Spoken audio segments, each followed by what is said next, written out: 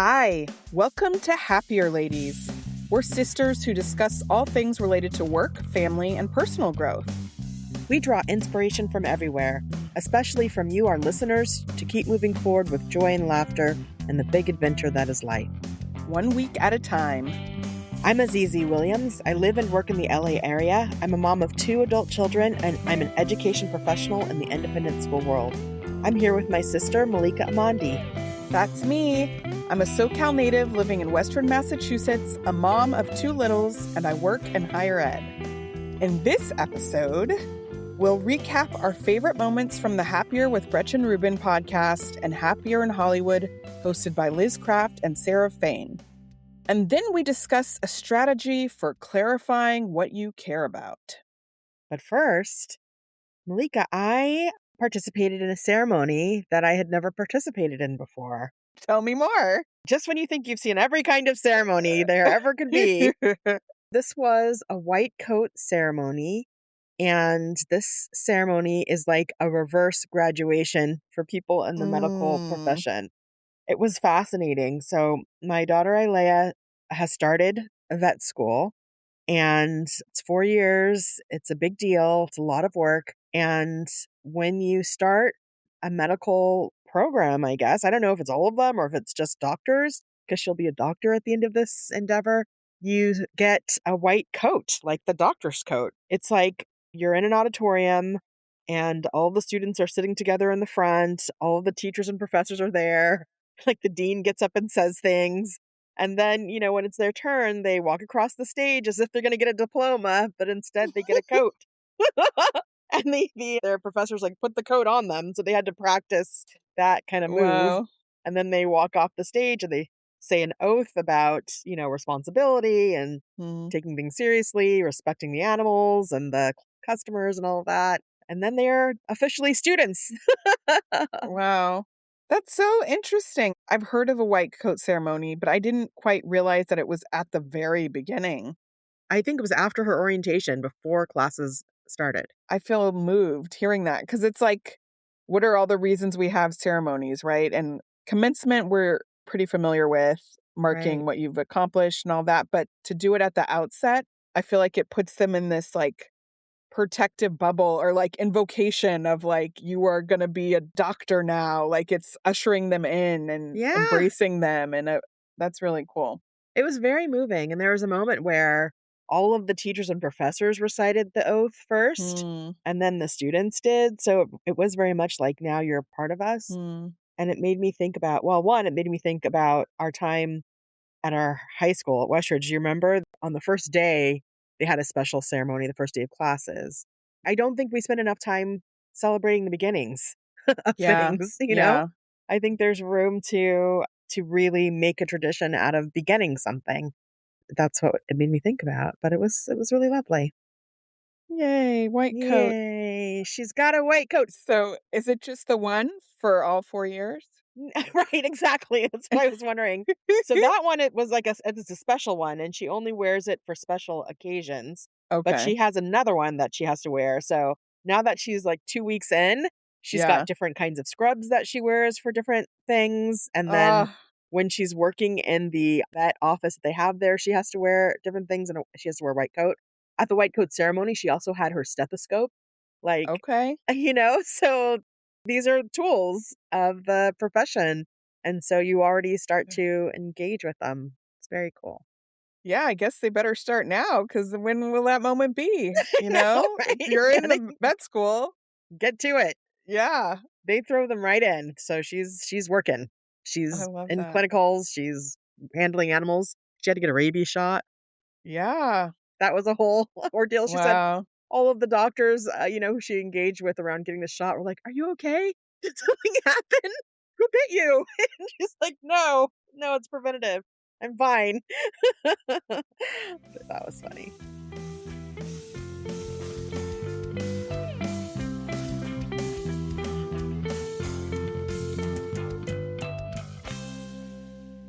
Now it's time for recap, where we compare notes about our favorite moments from Happier and Happier in Hollywood.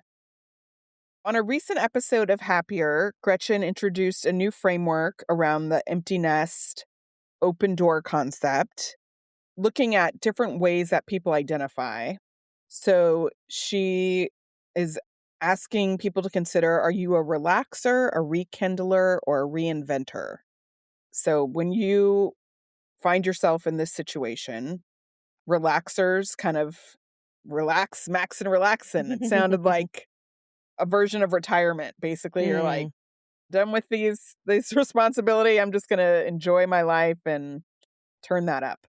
Rekindlers kind of invest in hobbies and maybe they like take their work to the next level.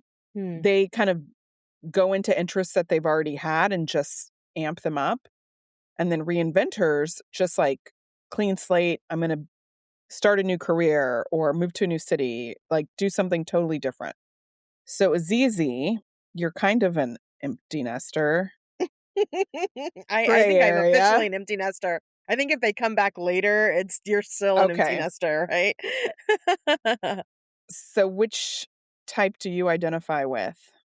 Yeah, it's so interesting. I love that Gretchen and I are in the same phase of life. So, and we both have daughters and like, one in college, just really interesting. So, I feel like I'm benefiting from all of her deep work on this topic. And yeah, it was hard for me at first because they feel similar in some ways to Mhm. really, and also because I don't know. I okay. So we could take out the reinventor. So like Okay. we narrow it down. I don't see myself as reinventing myself at this moment. I mean, and also keep in mind like emptiness is the rest of my life, right? It's Yes, like there's time. there's not an end time to No. empty nesting, I don't think. So, yeah, there's that could happen later, but where I'm at right now, that's not where I'm at right now. And part of it might be because I'm still working. I'm Right. not retired. I still want to be in the profession that I'm in and do the work that I am doing. So I'm not reinventing myself. But the relaxer sounds right. When I looked at it again, it was like relax and have fun. Mm. And I am interested in that. That feels right. I am wanting to slow down. I'm really enjoying the quiet. Hmm. I have, like, discovered the joy of being alone and also just finding opportunities to have fun. So I think that's mostly what it is, but when I think about what it is to have fun, it's like rekindling the things that I used to like. Oh, That's fun, and that's sort of yes. relaxing. So some version of those 2 feels right, but I'm looking forward to reading more about this. Exciting.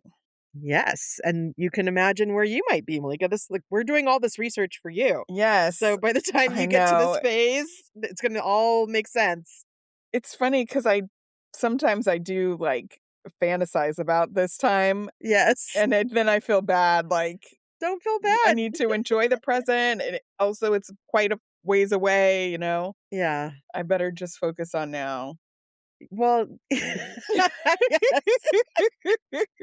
When I was in it, I was definitely doing the math, like, how old am I gonna be? And where am I gonna be in this stage of life? That's natural. Yeah. I loved on Happier this whole runner about things that you should know. Mm, And Gretchen, rightfully wondering how are people supposed to know all of this important information, just random bits of facts about life to help you avoid danger or yeah. help you do things the correct way. There's no primer for this, and people just sort of pick up bits and pieces and share them along the way. So I found that really interesting. I had a couple of things to Yes. add. So, one, they were reading advice from listeners. One person said that you have a spare tire in your car. And I think that's true for 99% of cars, but I am here to tell you that the Kia Soul did not have a spare tire in Mm, it. And we discovered this because I needed a spare tire. And when we looked, it was just a patch kit to patch mm, up your old tire. So, yes. not all cars have spare tires, but most of them do, but not all of them. I think our old car, the C-Max, also had a kit. Yeah. Which is a little, like, disappointing because it doesn't always solve the problem, but it's good to know that going in. You might need Yeah, to, yeah, have another good plan. thing to check for. What about you, Malika? Do you have some advice? It's not really advice, it's just a fact, which is that pregnancy is 10 months long. the human gestational Mm, period is 40 weeks. We kind of hear that 40 weeks, but then everyone thinks of 9 months. So I think because often you're not showing, you might not even know that you're pregnant in that right. first month, but they do count that. It's still your body is it's still real. It's These still things are still happening. happening. Yes. So 10 months is a long time. That is almost a year when you are pregnant. I agree. That is a long time. So 10 months. That's good to know. Well, yeah, I thought about when you're filling up your gas tank, it was an aha moment when someone pointed out that there's a little arrow next to the gas tank on your dashboard to Yes. tell you which side your tank is on. And I still look at this for some reason. I can't I commit it to know. memory, right? Same. I look at it every time Every almost. time. Oh, which side? Right. Okay. This is where I'm Yeah. going to go. So, yeah, definitely look out for that on your dashboard. Another thing that I discovered the hard way is that dogs cannot eat grapes or Mhm. onions. Grapes are particularly deadly. I say that laughing. It's not a funny thing, but when we got our dog, Bo, he was a rescue and it was immediately the pandemic and we were all, just trying to figure out how to take care of this animal. And we were feeding him grapes one You were night. feeding them to him? Well, he liked it. It's like, when you give your dog a carrot, and you're like, "Oh, this is so healthy. What a healthy treat." Sanai and I gave him like a couple of grapes, and Ilea, the future vet, was like, "You can't do that. Don't do that." And oh my goodness, the panic that ensued. We learned that there's a hotline, a poison hotline for animals. And so we called and they gave us some things that we could do to get him to not digest the grapes. We Oh, did the things and it was fine. He's fine. That was a long time ago. He survived. But anyway, I was like, I wish that when we adopted him, they had given us a manual, right. but they didn't. So I'm passing it on. I know grapes are deadly, How did you and know that yet, though? I think, honestly, maybe from that incident, Yeah. but since knowing that, I accidentally gave Kermit a piece of raisin bread, Hmm. and raisins have the same effect, They I they are think. great also grapes, it turns out. We're so used to giving him leftovers. It was That's like the thing. Indy's lunchbox, and he Yeah. was fine, and actually, Leia it was when she was around here, and she helped us Leia's figure it helping out. everybody. It was okay. Yeah, Yeah. but good to I feel know. like you know about chocolate somehow. I definitely knew about chocolate. The PR is all over the place about That's chocolate everywhere, but the grapes, not so much, and they are so healthy. What a great snack, you think. No. and onions. And There's onions, a yeah. book, it's called Forever Dog, Mm. that it's like a longevity book about dogs, Oh, which I got for Norm because he likes longevity. And anyway, there are a lot of interesting things in there, and it's almost the same as for humans, as amazing. for All the dogs, advice, like like exercise, good yes, sleep. socialization, like so many variety of food, and it's very similar. But Oh, interesting. they mention onions Okay, are good to not know. good for dogs. Well, there's our advice. Not advice, our facts for Our you. hacks. Our hacks. All right. So one of the things they discussed on Happier was this concept of an airport divorce, Hmm. which is a couple who they get to the airport and then they split Mhm. because they have such strong feelings about the way things should be done, Hmm. and that makes everybody happier if just like I'll meet you at the gate. Yeah. And I think this is hilarious. I am a part of an airport divorce couple.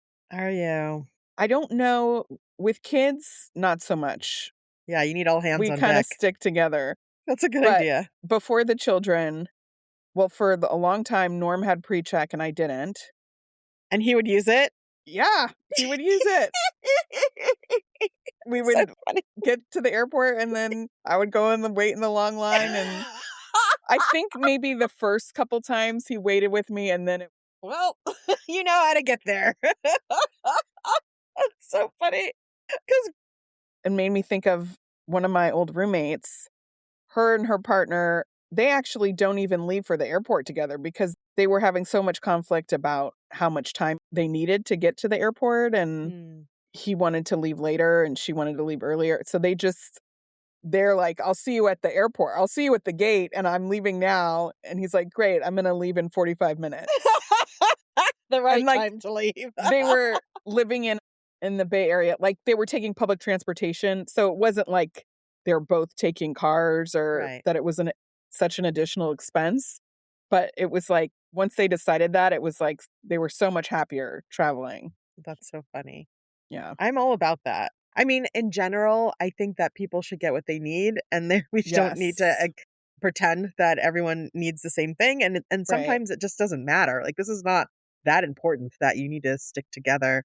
In my opinion, obviously, different people have different feelings about it. I did feel bad about the splitting up when I had pre-check and Grayson didn't. Mm, And mostly I felt bad because he has such anxiety around flying and around airports. I left him once and it didn't feel good. And so I didn't do it again. But what I did do was nag him to get pre-check and then yeah. he did. So that was the solution was like, you need to get this done before the next flight. And I don't think our habits are that different before the flight, but we have different places we want to sit on the plane. So we Okay. definitely have sat apart on the Yeah. plane. But then one time we sat together and it was so nice. It was like, maybe I could give up my like rigidity because I fly all the Mm, time and I can take a middle seat so that he can have the mm. window and it's nice. It's nice when you're flying next to someone that you love. So Yes. I got back together again on that airport divorce. So another thing they discussed is the lightning strike phenomena of some life event happens, there's some change or it's like lightning, and then it kind of prompts you to change a habit that maybe was something that you had been trying to do for a long time and just could never quite do, and then all of a sudden you just do it. So an example that Gretchen often gives is like a lot of people who are smokers, if they become pregnant, they just stop smoking Hmm, and then they don't start again. It's just done. Have you ever had a lightning strike moment like that? no. Have you? I am the same person with the same habits for as long as I can remember. What about you? Well, I do remember I saw a documentary. It was about meat processing, Hmm. and then it really hit me, Hmm. and I didn't eat meat. I then eventually I did again. So it was a lightning Because strike moment. It was very strong. And it was yes. about 4 months, I would say, 4 or Oh, I 5 thought you were gonna say months. years. 4 months is No, not very strong. I think 4 or 5 months is strong, Okay. considering that I was to not eat meat if you are a meat eater. I don't know, maybe it's for me, what was impactful was that it was just like, I didn't think about it much. It was just Yeah. after I saw that movie, I was like, "I can't eat this." Yeah. And Yeah. then What eventually I happened then? felt like I could again. Don't you remember that Thanksgiving we had tofurkey and, like, you Oh, don't remember? maybe. Mommy doesn't eat meat also, I so know. maybe it just blends in. She maybe had a lightning She bolt certainly moment, did, right? I think. Although she thought about it before she became pescatarian. She talks about reading a book, Yeah, and she that did. book was an impetus for her to just stop. Yeah. Yeah. So, I guess if we don't think that counts, then maybe I don't know no. what the official rules are. I don't think I'm that person. Yeah. I mean, yeah, sometimes I get inspired or motivated and then I'll do something for a while, but I I've do not had the remember benefit of having something forever. so this was and I don't know if this is now I'm if this falls in this category or not, but I remember a time in high school, my friend and I, we were having dinner and we're like 17, 18. So at that age when you could go out by yourself, but you're not Mhm. really in a grown up, but we had Access our to own money things. to Mhm. spend and whatever. Service was not good. It was not good service. Oh, Whatever she was going through, yes. it was just like lots and lots of issues. And Mm. then the kind of final straw was that we'd asked for a to-go box and she was gonna box up the food and then she didn't and was like, Oh, "Oh, I'm sorry, it's gone." wow. And so we're just like, "What? I can't believe this." And so came time for the check and had a credit card or whatever, and I didn't leave a tip. Yes. Yeah, we're not going to leave a tip because service was terrible. Yeah. And this server came out and was like, "Why didn't you give me a tip?" That's We crazy. were like so scared. We were so scared. And I mean, she was clearly having a bad day anyway, but obviously to confront a customer at That's a so restaurant, inappropriate. it was inappropriate. What was the But lightning bolt? the lightning bolt for me was like, I'm never not going to leave a tip for somebody, Oh, even if the service is bad. wait. Like, this is a part of their life. I mean, basically what she said to us is like, this is how I make money. This is my livelihood, or Um, didn't even think on that level, mhm. being the Mhm. age that I was. And Mhm. so it was kind of like, okay, you can maybe a tip doesn't necessarily have to be a given. You can adjust if you want, Mhm. but like you have to leave a tip. That is the system we're Mm. in. Yeah. So Wow. Okay. Sure. Let's count that as lightning bolt moment. Let's count that. Speaking of tips, though, I do really love how Starbucks now, at least where I am, they have an option to tip when you do mobile order. And they didn't oh have that yes. before. And I think Yeah, that's really nice. That's very kind to have an option, to give back. Because so rarely are we carrying cash. I'm not carrying right. cash. That was a problem when I was on the cruise, by the way. It's like I Hmm. forgot to bring cash for people. So yeah, I like other ways of giving tips. Hmm. Yeah, we're not quite lightning bolt people, or it just hasn't happened yet. For me. For you it has. For me it hasn't.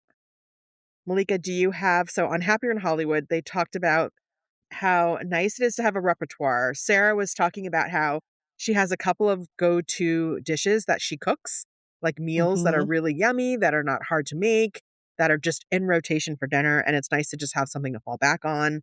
And Elizabeth talked about having her go-to places to go for entertaining when she wants Hmm. to have dinner. Do you have a repertoire for anything? I feel like Norm and I have like a date night repertoire. Mm. So there's a couple activities that we kind of fall back on. Mhm. And one of them, we had a date night last night, and it was like, okay, dinner and then Barnes and Noble. Mm.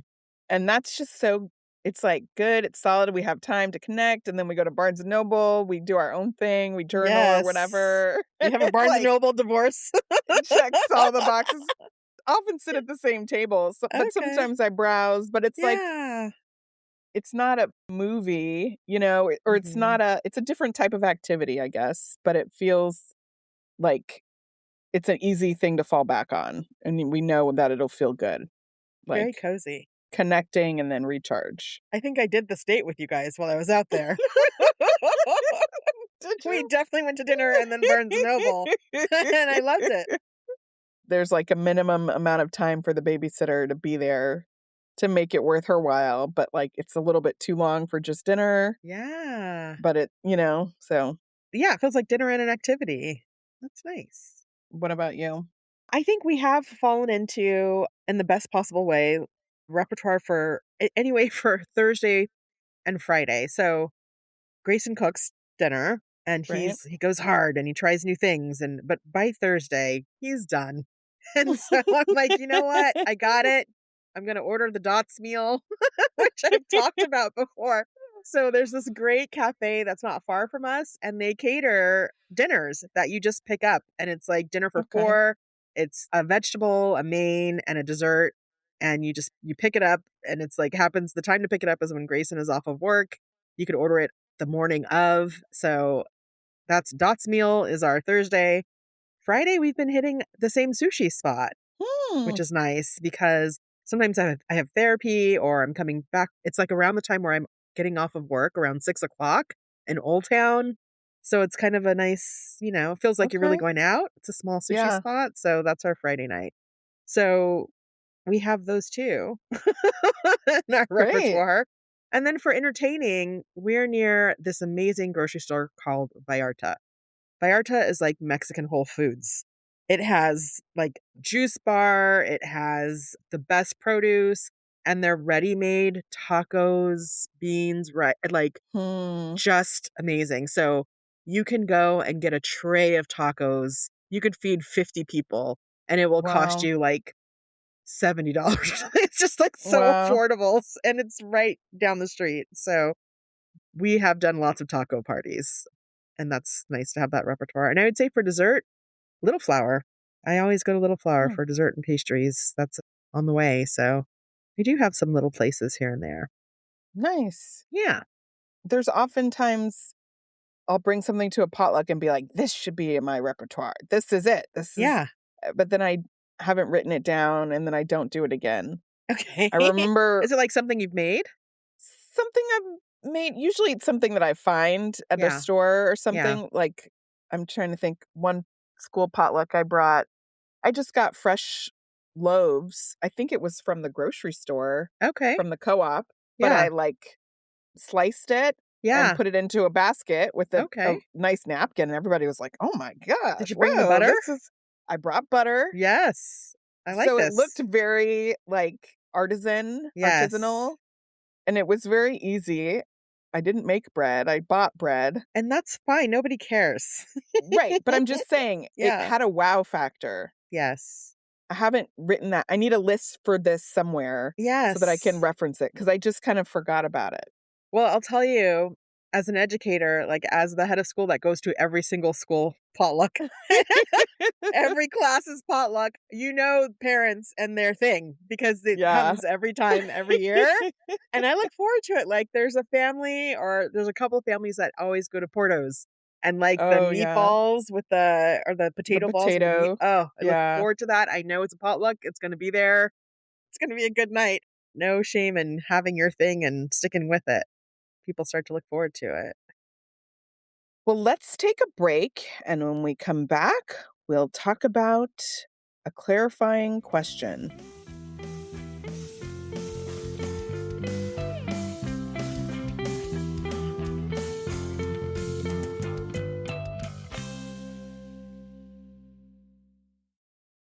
So, Azizi, because my word of the year is soft, I'm super excited to announce that we are partnering with Cozy Earth, and they have the softest pajamas ever. What? Malika, you're usually a t-shirt and sweats girl, so this is quite an upgrade. I know, I've up-leveled. Their bamboo stretch knit pajama set is amazing. It's so luxurious and comfortable, and they look great. I've been sleeping on Cozy Earth's bamboo sheet set, and it's so soft, cool, and comfortable. They are an absolute delight. I'm done with scratchy sheets for good. We all deserve to be surrounded by soft and beautiful items in our lives. Head to cozyearth.com and use our code HL20 for an exclusive 20% off. That's code HL20 for an exclusive 20% off.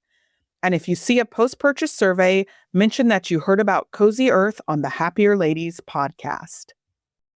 This episode is brought to you by Accenture. When your advertising operations fall out of sync, everything else follows. Spotify and Accenture are working together to reinvent the rhythm of ad sales, using automation, analytics, and smarter workflows to simplify campaign delivery and access better data across the business. The result? Less time spent on operations, more time connecting brands with the moments and fandoms that matter most. Learn more at accenture.com/Spotify.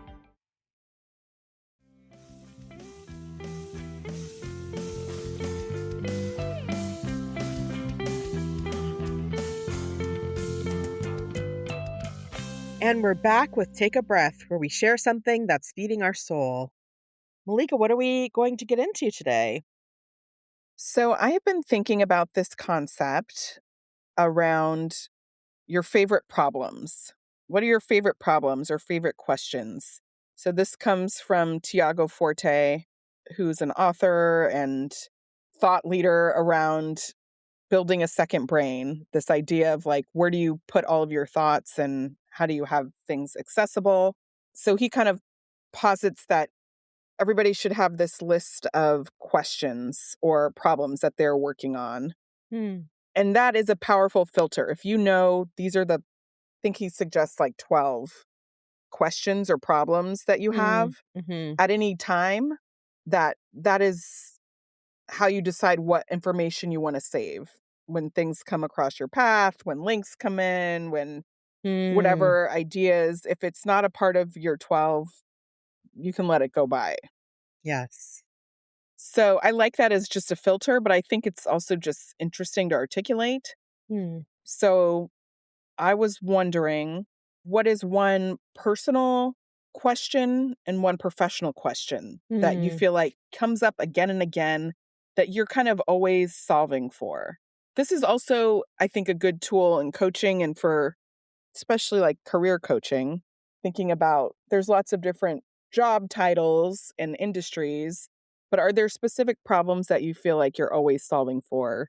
Sometimes those cross different sectors, and that's can be a guiding star Hmm. no matter where you want to go. Like, are you solving for this thing still? That's interesting. It's actually very similar to, I think, what you shared a few weeks ago about knowing what you always complain about. I see there's like you could put those two together Yeah. because I was thinking, oh, I have a list like this. I started a list of things I complain about, which I could turn into questions that I am Right. solving for actually. So that's interesting. But I like this, and I do remember reading it because I started to read Building a Second Brain. I didn't finish it, but it's so technical, his approach. Hmm. And yes, the idea of filtering what is important and what is not important under those things that you are actually working on or working through. So I have a couple. I have two. One of them is I'm grappling with how do people understand a vision? So I'm thinking about my work and my job and my school and how can we articulate something in a way that makes people feel like this is real. This is the Hmm. vision because we say a lot of things and our program is dynamic and there's so many things that we offer and that we do. And yet some people feel or report that, but we don't understand clearly. And Hmm. so that's something that's on my mind that I would probably want to and am, reading about and researching. The other thing that I'm thinking about, especially as I'm going back to school and, starting that phase again of life, is the perfect work week and how Mm. to take care of myself and my needs and my work and use my time more efficiently. I feel like that's always something that I am trying to Preach. solve for, right? Yes. Every year. So this is going to be the year. This is the year. Make some progress on that issue. Yes. What I about can you? resonate. That question resonates with me too, of like the Hmm. time management balance of the week and yeah, what is the Routines. platonic ideal of the week? That's interesting. Hmm. I think for me on the professional side, a question that I'm often solving for is what makes people feel happy about their work life. Mm. So I think about this for myself, but I think in my Mhm. coaching work, this was a big thing. I was usually working with people on professional kind of matters. Mhm. And sometimes they were in between a clear role, or sometimes they were in a specific role. But just what are the factors that align? And that, I think it shifts depending on our life stage and Mm. any number of things. But just trying to understand that relationship between person and profession, I guess. I love that. Um, I'd love to do some research with you on that. Let's look at some yeah, meta-analysis. Read some studies. it's funny, like in my role now, helping students think about their work future, Yeah. they have a way that they relate to being a student, but there's transition that happens when you enter the workforce. And it is interesting the things that some students are thinking about when they imagine being at work, what it's like, Mhm. and also things they have no concept of or don't think about. Yeah. I think on the personal front, my question right now is like, how do I raise a toddler? I mean, I'm doing it. Maybe it's like It's a happening. decent person toddler. Mm. Like, Mm. I think there's a tension between like trusting my instincts, like Mhm. I'm the mom, so I just know what to do. And the way I do Mm. it is just the way that it should be done 'Cause I'm the mom. because that's who I am Yes. versus like accepting I don't know what I don't know. And Mm. I'm raising a toddler. I'm also raising a mom, you know, like Mhm. becoming more of a parent. And like, Hmm. I don't have any answers. I just know that there's a tension there and that we're kind of always checking in like, are we doing this the right way? Is this how it Yes. goes? Yes. Is this good enough? Should we be more intentional here or should we just let this one go? Oh I boy. don't And know. by the way, that's not gonna be just toddler. It's like Right. It's going to be every age. forever. Every stage. How do I raise a A fill in human, the blank? yes. Yes. Toddler is just like, yeah, when they start pushing back, that's rough. But that's the problem that you are grappling with, that you will Yes. filter information through, right? Yes. Like, what are you gonna do with that now? What might Yeah. be different for you? I mean, I think accepting and owning it as a question, as an open question, is helpful. Of Hmm. just knowing this is not going to be resolved. There is Yeah. no answer. Right, but Tiago Forte, his thing was like, okay, so now when you're reading the newspaper, when you're looking at a magazine, when you're at the Yes. library, you're going to collect information that's going to help you, Yes. right? Like, ideally, these aren't questions that you don't ever interrogate or do something proactively. I mean, I feel like if you looked at my podcast feed, that's where this comes in. You're like, Mm. okay, Mhm. what's she listening to? Mhm. And then it helps you know, like, what not to listen to. This is Yeah. not a part of a question that I have, so it's not Right. something for me. I guess a personal question would be how many versions of Shane Hollander and Ilya Rozanov exist? That's my Is fan that your fiction pursuit. your personal big idea? That's one of your 12? How many versions of these characters can I know and fall in love with? Can I get to the bottom of this Many, many, many. list? It's funny. If you could go backwards, if you don't know, you could look at what you're Right. consuming and then figure That's out a good how to idea. filter it. I'm sure there's not that much. Well, I can't say I'm sure, but for me, there's probably not much variety in what I'm consuming in terms of the topics. Right. Like when I go to the New York Times, I'm going to read the article about parenting. I'm going to read the article about schools and AI. There's certain Mhm. things that I'm going to always read through. And those are probably the questions that I'm trying to Yeah. answer. That's a good I like that activity to Mm-hmm. just work backwards and Notice what you're consuming. notice your questions. Hmm. Let us know what questions you are solving for. What Hmm. are the themes that show up again and again in your life through questions? Let's take a break. And when we come back, we'll share our peaks and valleys.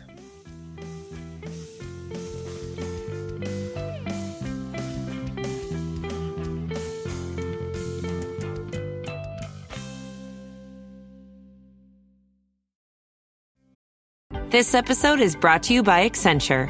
When your advertising operations fall out of sync, everything else follows. Spotify and Accenture are working together to reinvent the rhythm of ad sales, using automation, analytics, and smarter workflows to simplify campaign delivery and access better data across the business. The result? Less time spent on operations, more time connecting brands with the moments and fandoms that matter most. Learn more at accenture.com/Spotify.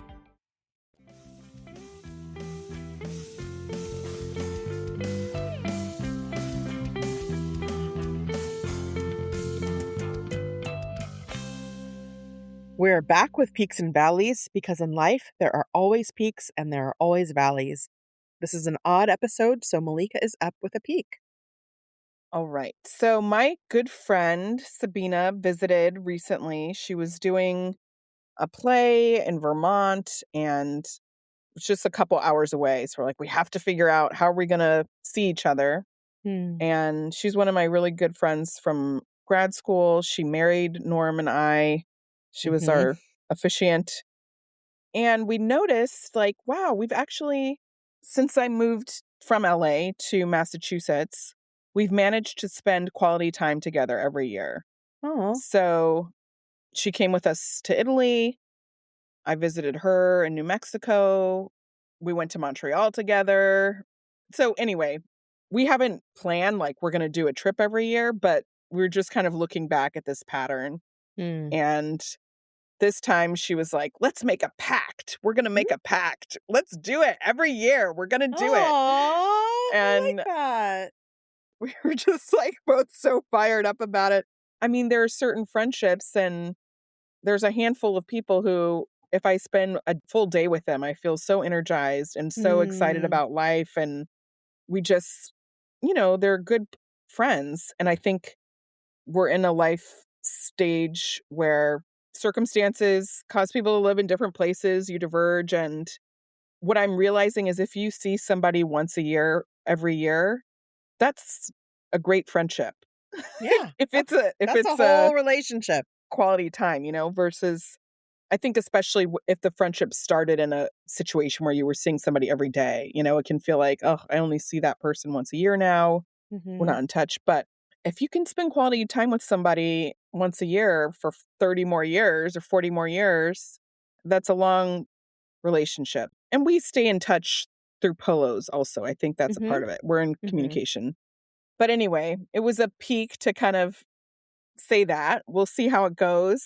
And it was fun to recognize, like, okay, we have a thing. Now we can really plan around it. It doesn't have to just be coincidence. Yeah. You can be intentional about it and look forward to it. Yeah. And I love that. I was talking with a parent the other day whose child had gone to camp, and I asked if they made friends. They're like, yeah, camp friends. They'll never talk to them Yes. again. It's like, I think that's how I am with friends. Like, it's situational. We'll be in a thing. It'll be intense. And then if I don't see you again, we're never talking. And it's not because I didn't value it or I don't care.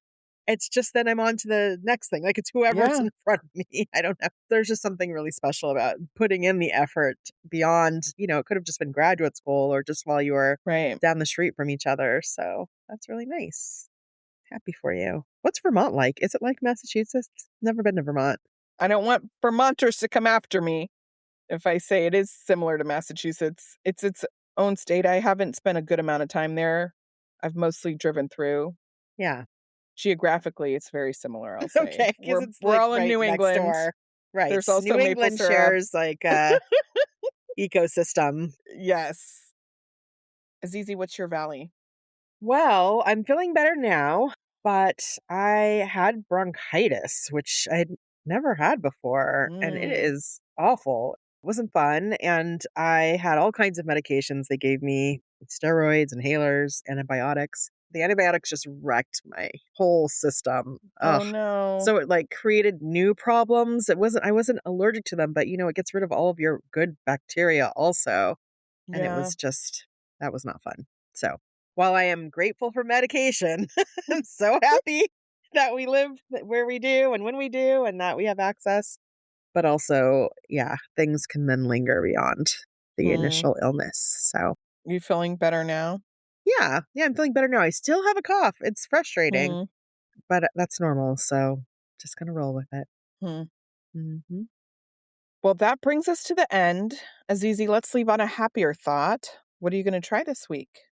Well, now I have a fresh list that I can make of things that I'm solving for. So I'll put that aside, the problems that I'm also complaining about, and see what happens. What about you, Malika? I'm going to start a repertoire list and add the bread. Bring store-bought bread and make it look homemade. That seems like a good one. You could also, they sell interesting butters also. Oh, that's a good idea. You could easily get a honey butter or garlic butter. Yeah. Yeah. Ooh, I like that. Yes. You're welcome. Yeah. Thank you. Well, thank you for listening to this episode. You can find our show notes in the episode description. If you like us, please rate, review, and tell a friend. And don't forget to follow us. Send us a message at happierladies@gmail.com. Our show was edited by Margot Bjorgum, and our theme music was created by Wyatt Muncie. You can find us on Instagram and YouTube at happierladies and at happierladies.substack.com. All right, Malika, have a happier week. Have a happier week, Azizi. Bye. Bye.